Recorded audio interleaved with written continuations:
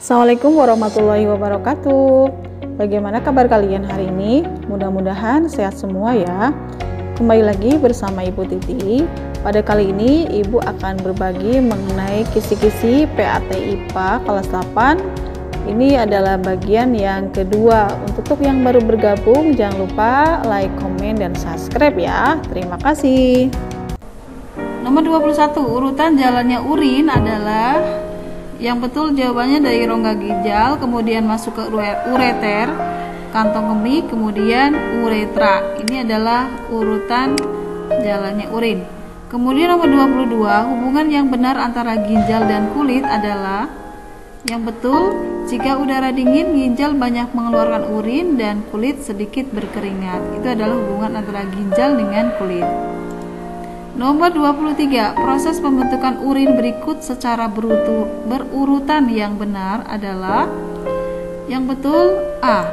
Filtrasi, ini adalah proses penyaringan, hasilnya adalah berupa urin primer. Kemudian reabsorpsi, ini adalah penyerapan kembali ya, zat-zat masih berguna. Ini menghasilkan urin sekunder, dan augmentasi adalah proses akhir dari pembentukan urin dan dihasilkan urin yang sebenarnya. Nomor 24, perhatikan pernyataan berikut ini. Upaya untuk menjaga kesehatan paru-paru adalah yang pertama, ini ya, betul ya, tidak merokok dan tidak berdekatan dengan orang yang merokok. Karena kalau kita berdekatan dengan orang yang merokok, maka itu termasuk perokok pasif ya. Kemudian yang kedua adalah tidak menutup hidung dengan masker saat udara berdebu atau asap. Jadi jawaban yang tepat adalah 1 dan 4. Baik, nomor selanjutnya nomor 25. Perhatikan peristiwa berikut ini. Peristiwa yang termasuk benda bergetar ditujukan oleh nomor ya. Kita harus tahu dulu konsep getaran, bahwa getaran itu adalah gerak bolak-balik secara periodik melalui titik kesetimbangan. Misalnya pada gerak ayun bandul, kemudian senar gitar yang dipetik di 1 dan 3. Nomor 26, perhatikan gambar bandul yang sedang bergerak berikut ini. Apabila bandul bergerak dengan lintasan BC, BA, berarti di sini bandul melakukan 3/4 getaran ya.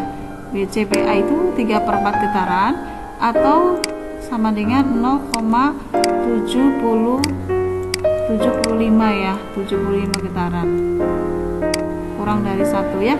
Kemudian waktunya itu 0,5 ya, 0,5 sekon.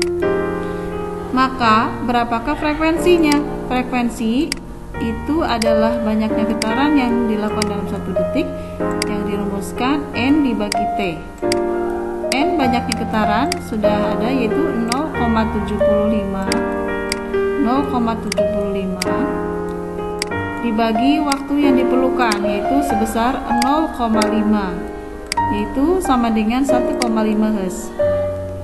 Selanjutnya nomor 27, perhatikan gambar. Berdasarkan gambar, maka cepat rambat gelombang adalah ya, cepat rambat gelombang itu bisa ditentukan dengan menggunakan rumus lambda panjang gelombang dibagi T. T di sini adalah periode. Panjang gelombang di sini kita bisa menentukan berdasarkan data yang ada di sini, bahwa satu gelombang itu terdiri dari satu bukit dan satu lembah. Maka di sini kalau satu bukit saja 60 cm, maka satu gelombang di sini ya, jarak dari sini ke sini itu berarti 2 kalinya, yaitu sebanyak 120 cm. Kemudian dibagi periodenya. Periodenya waktu yang diperlukan, kalau dari sini ke sini 3 sekon, maka untuk satu gelombang dari sini ke sini kan 3 gelombang, maka kalau 3 gelombang 3 sekon, maka satu gelombang berarti 1 sekon ya periodenya. 120 dibagi 1 hasilnya 120 cm per sekon. Oke, lanjut nomor 28. Jika bandul A digetarkan, maka bandul manakah yang ikut bergetar? Ya, di sini berlaku terjadi peristiwa resonansi, yaitu peristiwa bergetarnya suatu benda karena benda lain bergetar. syarat dari resonansi adalah memiliki frekuensi yang sama, ya. Frekuensi yang sama jika panjang talinya sama. Yang memiliki panjang tali yang sama dengan A yaitu C dan E, ya. Jadi jawabannya C dan E.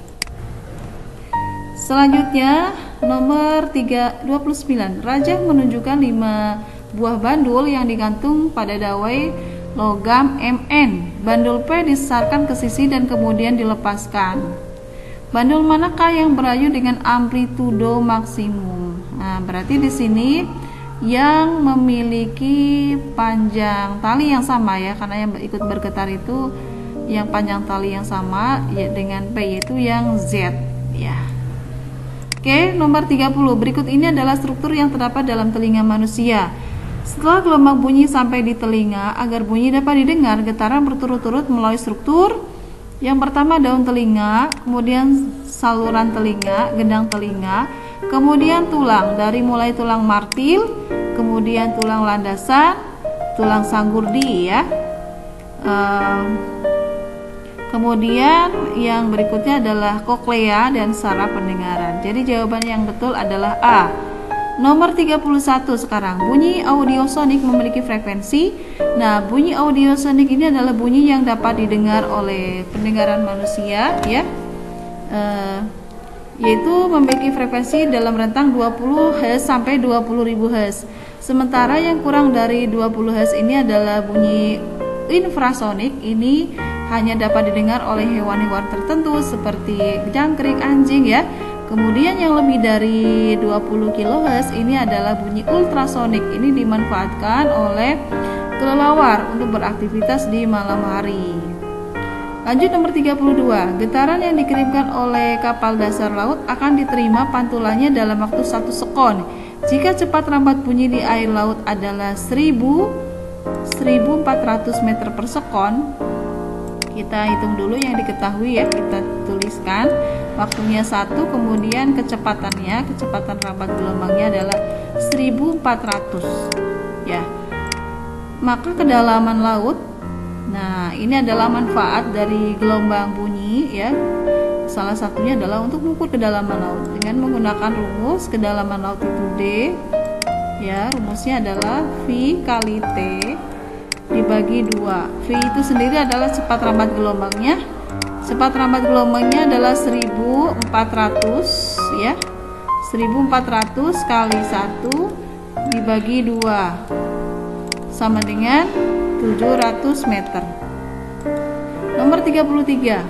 Pada gambar di samping, pensil dimasukkan ke dalam gelas berisi air membuat pensil terlihat bengkok. Hal tersebut merupakan peristiwa, ya. Jawaban yang betul adalah pembiasan cahaya, ya, pembiasan cahaya itu adalah disebabkan karena cahaya itu melewati dua medium yang berbeda, ya. Dua medium yang berbeda sehingga kecepatan rambatnya juga berbeda. Nomor 34, lanjut. Lukisan bayangan pada cermin datar yang benar adalah, ya, cermin datar ini memiliki sifat-sifat bayangannya itu tegak, kemudian maya, sama besar, berkebalikan kiri dan kanan, ya. Kalau kita lihat dari keempat gambar ini, yang betul adalah yang ini, ya. Nomor 35, perhatikan gambar berikut ini.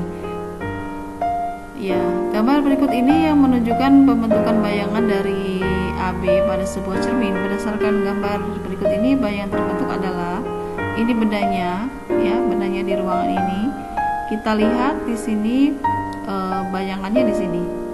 Ya, bayangan di sini ini adalah bayangannya tegak, ya, tegak, kemudian diperbesar. Dan kalau bayangan di belakang cermin ini bukan bayangan nyata, tapi bayangan maya. Harusnya jawabannya yang ini, ya, tapi ini maya, ya, bukan nyata. Ya, maya tegak diperbesar, ya. Jawabannya yang A, tapi ininya dicoret. Ya. Oke. Kemudian nomor 36, untuk mengamati benda-benda yang renik kita menggunakan alat optik. Jelas jawabannya adalah mikroskop.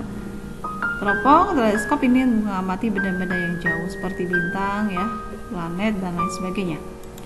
Nomor 37. Ya.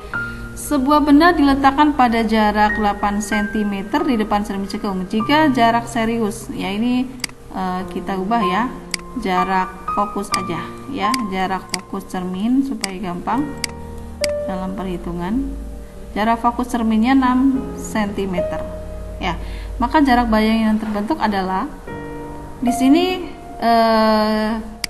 kita tuliskan dulu titik fokusnya, jarak fokusnya itu 6 cm ya. Kemudian jarak bendanya SO nya itu 8 cm. Kemudian yang ditanyakan adalah jarak bayangan, yaitu SI. Berapakah sih SI nya? Maka kita gunakan persamaan ini, 1 per F sama dengan 1 per SO ditambah 1 per SI ya. Maka 1 per SI sama dengan 1 per F dikurangi 1 per SO ya, gitu ya. Kita masukkan harganya. 1 per F itu 1 per 6 dikurangi 1 per 8. Kita samakan dulu penyebutnya supaya bisa dikurangkan, yaitu penyebutnya kita jadikan 48. Di sini 48. 48 dibagi 6 itu 8. 8 kali 1 8. Kemudian di sini 48 dibagi 8 itu 6. 6 kali 1 6. Jadi sama dengan 8 dikurangi 6 itu 2 per 48. Itu 1 per SI. Maka SI sama dengan 48 dibagi 2. 48 dibagi 2 berapa? Itu 24 ya. Jawabannya adalah 24 cm. Lanjut nomor 38. Berikut ini proses jalannya cahaya pada mata hingga terbentuk bayangan benda adalah dari kornea, kemudian pupil, iris, lensa, dan retina. Ini ya. Lanjut nomor 39. Alat optik yang digunakan oleh kapal selam untuk melihat keadaan di permukaan laut adalah, ya jawabannya adalah periskop. Terakhir, jenis cacat mata dan lensa untuk menolong cacat mata yang tepat adalah, nah di sini kan harusnya bayangan itu di sini ya ditangkapnya di retina di sini, tapi ini di depan retina. Maka ini adalah ciri-ciri penderita rabun jauh atau miopi, kemudian ditolong dengan menggunakan lensa negatif. Demikian pembahasan mengenai kisi-kisi PAT IPA kelas 8 bagian yang kedua. Semoga bermanfaat. Billahi taufiq wal hidayah. Wassalamualaikum warahmatullahi wabarakatuh.